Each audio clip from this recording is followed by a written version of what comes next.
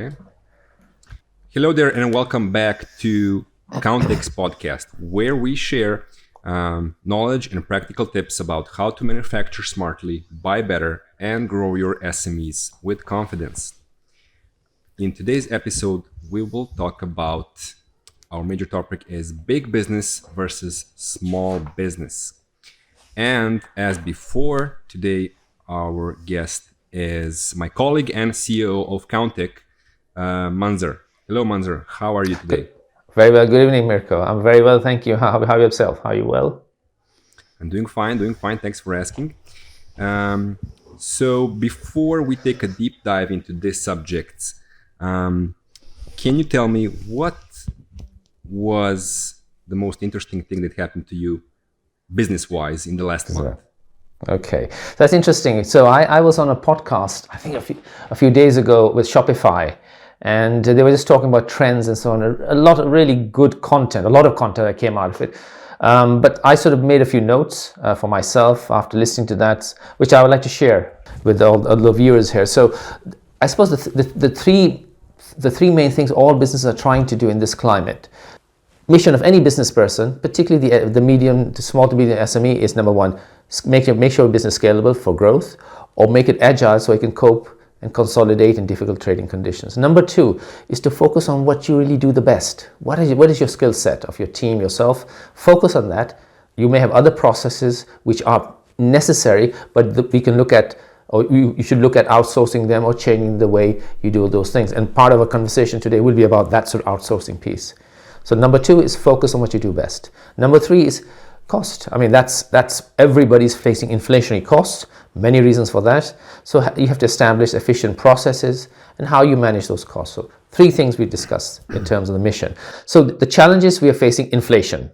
Absolutely. I mean, a great statistic in not just raw materials, but to acquire a new customer, it costs you 30% more than retaining the existing customer. That's a third cost more. So your strategy should always to retain customer. But inflation is affecting cart sizes, it's affecting order values. So that's a major thing for this year and coming years. Number two, the challenge is customer retention, which is related to cost, engagement, loyalty. How do you create that loyalty? How do you create that conversation? So given rising prices, given all the challenges, you retain those customers. So what is that? How do you engage with customers? And number three challenge is supply chain. I mean, we've spoken about this previously, and this is going to get worse before it gets better. Reasons we've also covered: the war in Europe, the lockdowns still continue in China, and rising inflation for materials and services and utilities. Solutions. So three areas of solution: automation of your repetitive manual processes. We will look at that today. Also, managing your inventory and supply chain better or differently. And finally, this is more not in the conversation today, but could be covered in later sessions: pricing strategy. In other words, you need to increase prices, but how do you do that without losing customers? To frame our conversation around the three missions: make your business scalable, agile, focus on what you do best, and reduce the cost and establish efficient processes. That is a very interesting take. So especially in today's quick shifting economy, I would say. So manufacturing businesses definitely need to focus on a variety of challenges in order to stay competitive. Now, apart from the things that you mentioned, are there any specific functionalities tied to the inventory that businesses need to keep an eye on or even implement? Functions, call it automations, that the business can do together, part of it that will help them in managing their inventory and supply chain and looking at their costs, right? So the three areas that I think I'd like to cover today are 3PL, which is third-party logistics, outsourcing or subcontracting your manufacturing, and dropshipping.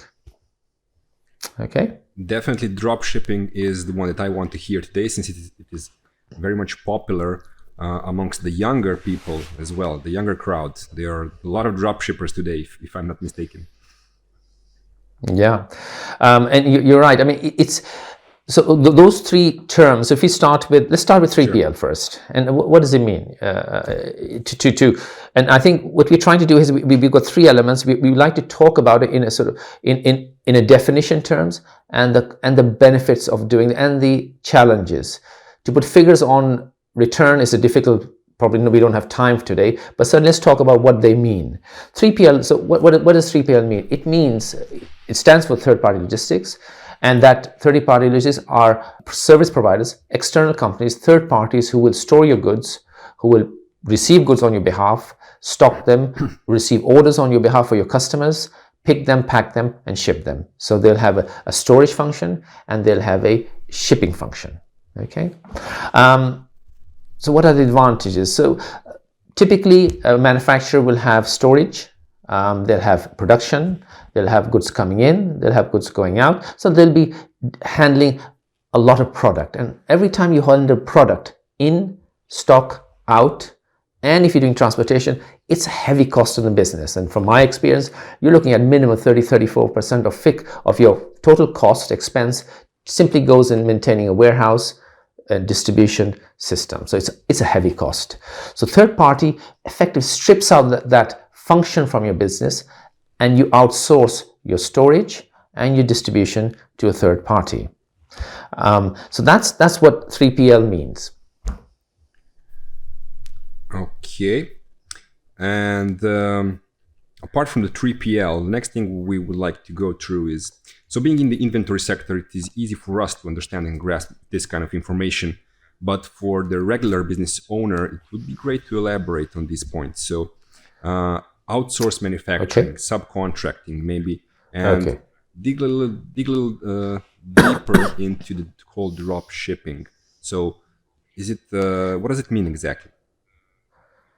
Okay, so outsourcing, subcontracting, what does that mean? What that means is that you're a manufacturer, you've got processes, you've got what they call routings or operations to build product, you have raw materials, you pick them, you start to do things with them. So typically a furniture manufacturer, for example, will have raw materials, they'll cut it, they'll glue it, they'll assemble it, then they'll lacquer it, they'll paint it, they'll finish it off with fabric, they'll pad it, and they'll pack it. So there's processes there. If you are a fabricator of metal, you will have, again, potentially you'll have a cutting machine, a bending machine, a welding machine, a painting operation, assembly, and so on. So depending on the business, but all are principally, they have steps. What outsourcing gives you the capacity is to do part of that production offsite for a third party to do that, either part of it or all of it. So typically, possibly a furniture supplier may say, I'm going to manufacture this here, this is my finished product, but no, I want somebody else to do it. Maybe in the UK, within Europe, maybe even abroad. So the whole process is outsourced. Or it could be within the processes, within the steps we just went through for the two examples.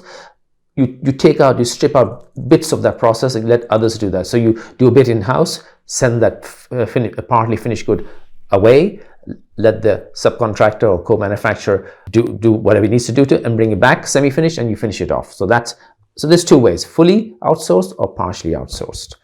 So that's outsourcing. I'm going to go to drop shipping. What does that mean? So drop shipping is where you are effectively again taking out the function of storage and fulfilling goods outside your own control, outside your own sphere. In other words, you become a sales and marketing company. You capture sales, you develop products, you have ideas, but you may potentially place orders with suppliers. Suppliers will deliver to a third party, like a 3PL, and then the 3PL will receive a sales order from yourself and fulfill that order to your customer. So effectively, you never really handle the goods. Those goods are kept at third party, and sales orders come to you. You forward them on to your drop shipper, and the drop shipper then sends those goods to your customers. So that's drop shipping. Okay, I don't know about you, but hearing that small businesses can use the benefits of large entities, which was actually impossible to do before, really puts a smile on my face. So next thing I want to ask you, from those things that you just said, everything, if you could extract one major benefit, what would it be, in your opinion? Okay, there's quite a few benefits. So if I sort of think about, okay, 3PL, what's the major benefit out of that? And think with 3PL, it's the decision to move from in-house storage and fulfillment 3PL. It's a big task. It's a big ask, because you may have, as a business, ingrained costs, fixed costs, which you cannot be released. So that migration from in-house fulfillment to 3PL is a cost in itself, right? The biggest benefit of doing 3PL is that you are effectively outsourcing storage and distribution. You're removing that, I do want to say cost, but I want to use cost in a different way. Cost is not simply money. Cost is your time, your focus, your attention, staff focus. So you're moving that away from your staff and your business. So you focus on things that your sales, customer engagement. Remember, you spoke about customer engagement, improving your customer experience, product development, sales and marketing, and let a third party worry about storage, receiving goods, storage, picking, packing, and shipping. That's your 3PL, right? So the advantage is that it outsources and it lets you focus on what you do best. Okay, outsourcing in terms of manufacturing, subcontracting, what you effectively do is you're reducing on-site infrastructure, right? So you don't have that much machinery, you don't need that much space, you have less warehousing to do, you have less, you can then redirect staff into other areas. Again, it moves your focus towards product development, quality, and customer engagement, right? But it gives you an elastic capacity to increase production and also customization. In other words, you've got an outsourced manufacturer doing all the specialist work. Then you can provide customers with a greater product list, greater range, without having to stock anything in store. And the customer can have the capacity to customize product, which is a trend many businesses are going towards now. So that customization and expansion of product range is effectively sitting with your outsourced manufacturing or subcontractor. So it gives you flexibility of your product range. Finally, coming to drop shipping, key thing with drop shipping is ultimately, in fact, I would say with all three, which is 3PL, outsource, or drop shipping, you have an additional stakeholder in your business, one or more, and that's a relationship. It's not simply a company. Those relationships are key ultimately for the customer experience. So whether it's 3PL, whether it's your outsourced subcontractor or your dropshipping company, you need to build deep relationships with all three. The dropshipper, in this case, what could mean your supplier. In other words, if you're buying product and selling it on, instead of having the supplier deliver them and stock it in your own premises or in your 3PL, you say, no, you keep the goods, you control stock for us, we will send you the customer orders, you ship them directly to the customer. That's one, you can do that with your suppliers. If you have manufacturing off-site, so subcontractor manufacturer, you can, in that scenario, send your sales orders to the subcontracting manufacturer, they finish the product off, and then they ship the goods straight to your customers. Okay? Absolutely. So, wow, I mean, after hearing this, I would say that the future definitely is in automation. Now, let's imagine a real-life scenario. Let's say I'm an owner of an SME that deals with the product manufacturing. Yeah. So where do I start? What do I do first?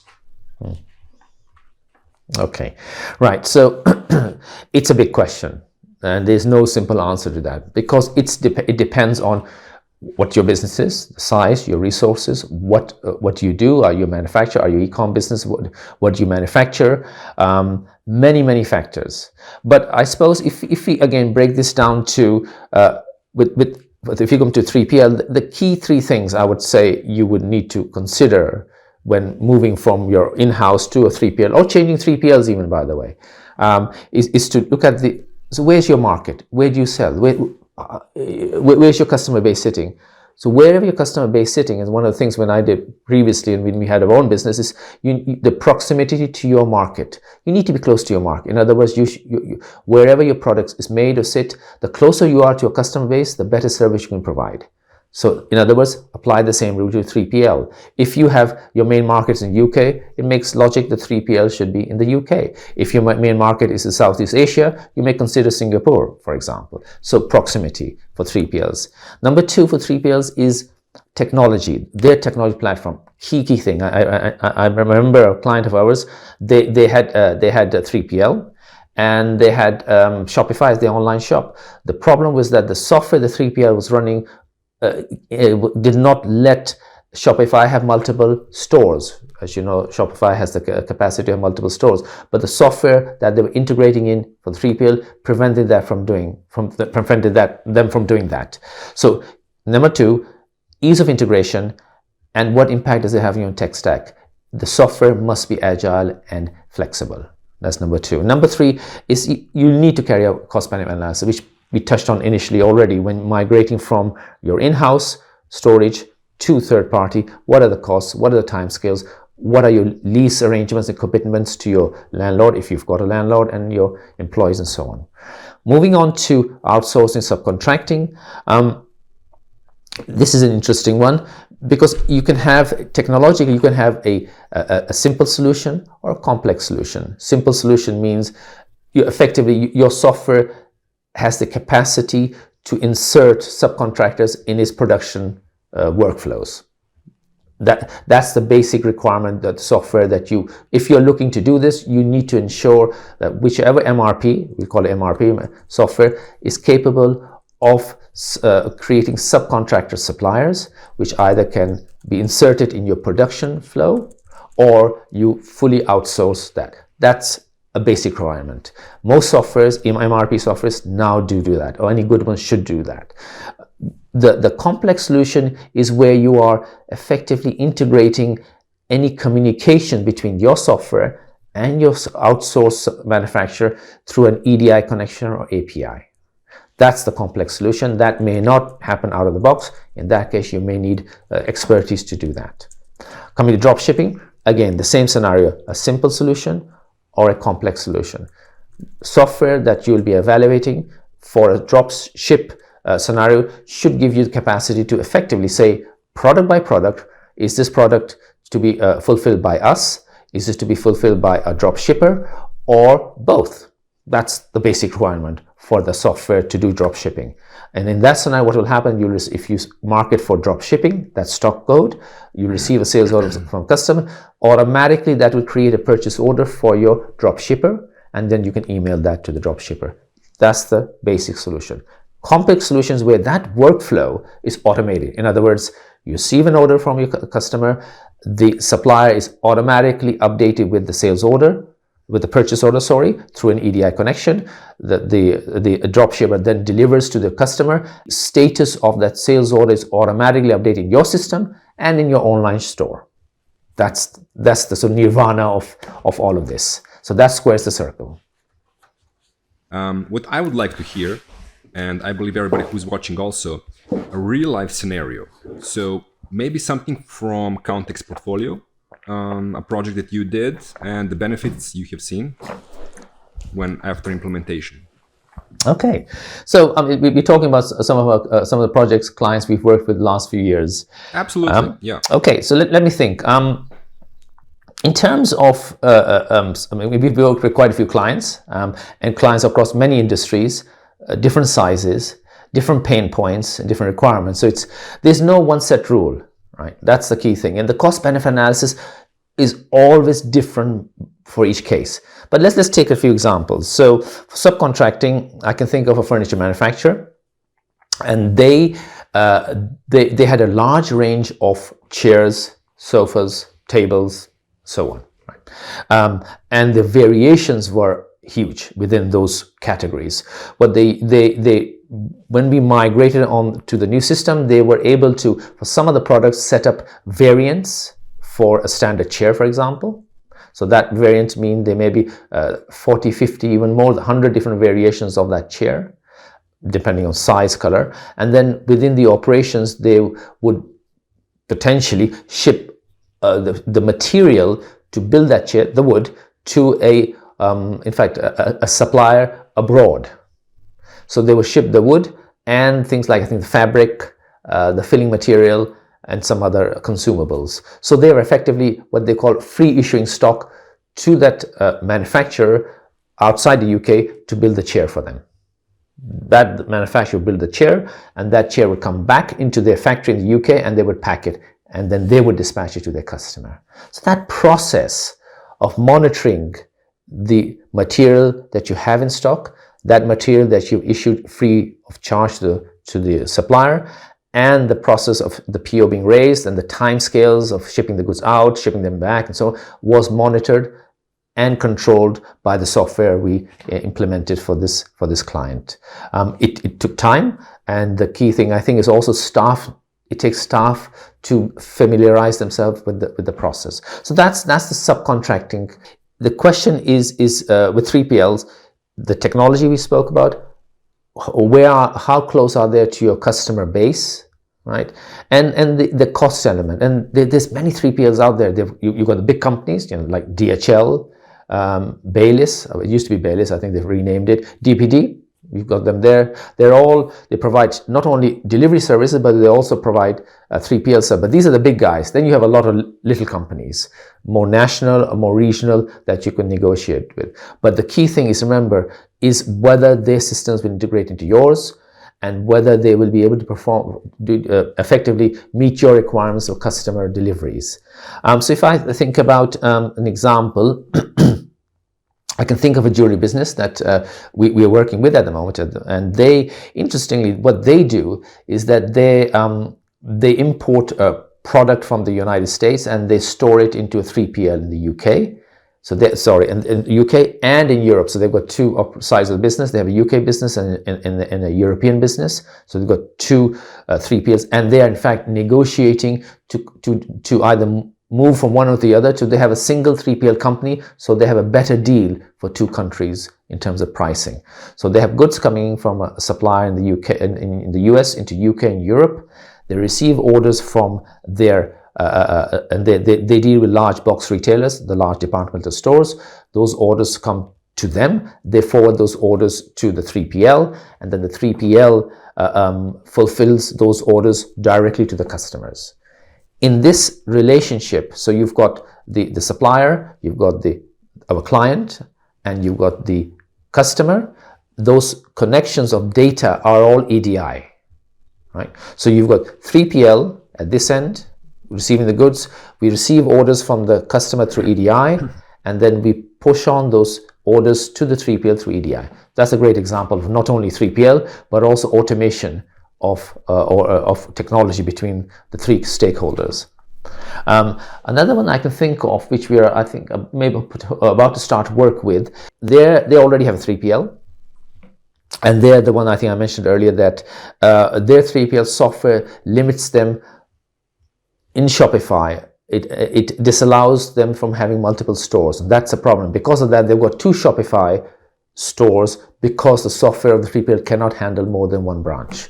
And we are recommending that they move away from that 3PL to a 3PL who can integrate with Shopify and integrate with multiple stores on Shopify. So that's a classic example where technology has caused this client to effectively have two stores when they don't need it. They're maintaining two inventory databases when they don't need to do that. So that gives you a sort of a feel of the 3PL. So dropshipping, we've got, again, two, going back to the jewelry example I just gave, the US supplier, UK and Europe, and then the 3PLs in each of those regions. They are dropshipping effectively because the goods that come from the US supplier are directly delivered to the 3PL in the UK or the 3PL in Europe, and the sales orders that our client receives are integrated or synced to the 3PL through EDI, and the 3PL then drop ships those orders directly to the clients. That's one example. The other one I can think of is, which we will start development of, there's some custom development here, is that they're a manufacturer and they're based in the US. Well, they're international, but their US operation would like to, what they want to really do is effectively drop ship from their suppliers into the US to US suppliers. At the moment, what they're doing is they're shipping goods from the UK to the US depot to fulfill US orders. But what they like to do is they like to buy that product from a US supplier to deliver to US customers. And the work we'll do there is that is to integrate their ERP system into their supplier. So effectively they'll receive orders through, I believe they have ecommerce as their online store, into the ERP system. The system will then automatically push those sales orders to the dropshipper, and the dropshipper will then deliver those orders to the customer, and then we will update the status of delivery on the BigCommerce website for the client. So that gives you two examples of dropshipping.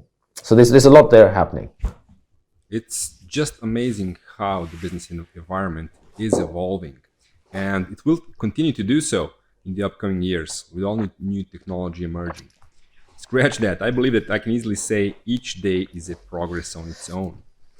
So definitely, yes. Thank you, Manzur, again for guiding us through the not so clear path, and every SME owner should pay attention to these details, definitely, because in there lies the bright future of their companies. Absolutely. I mean, Mirko, look, it's a minefield. There's no doubt about that, but it doesn't need to be. And there's experts, there's companies out there to help guide businesses through the different options. Ultimately, look, these are tools. Yeah, they're only tools to make businesses more efficient. And we come back to our mantra, which we started with, is what are we trying to achieve here? We're trying to basically achieve the fact that the business is scalable and agile, right? That the business owners and the management and all staff focus on what they really do well.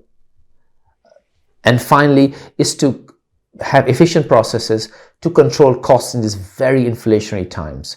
So those three things we discussed today they're not the only things you can do. There's many things, and I know we will discuss this as the weeks and months go on, but those are some key bit of functions that the businesses should be considering in the manufacturing and the e-commerce sector. Okay. Absolutely. I agree on that with you. And thank you one more time for tuning in. And thank you all for tuning in to today's conversation. In the very end, I must mention that Kounteq has experience in a variety of industry sectors, such as furniture, cosmetics, automotive industry, etc. So if you are interested, reach out to us. We do free consultations, and we are always eager to hear about your business stories and challenges that you are facing. We are here to help you with all the questions, and we can give you the proper detailed instructions and advice on how to move forward your operations.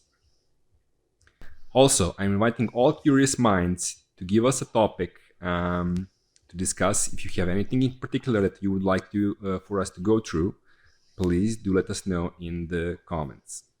So I will also put a link to our website in the description so you can check out our work. And yes, that is for this episode. So be well and see you in the next one. Bye-bye. Bye all.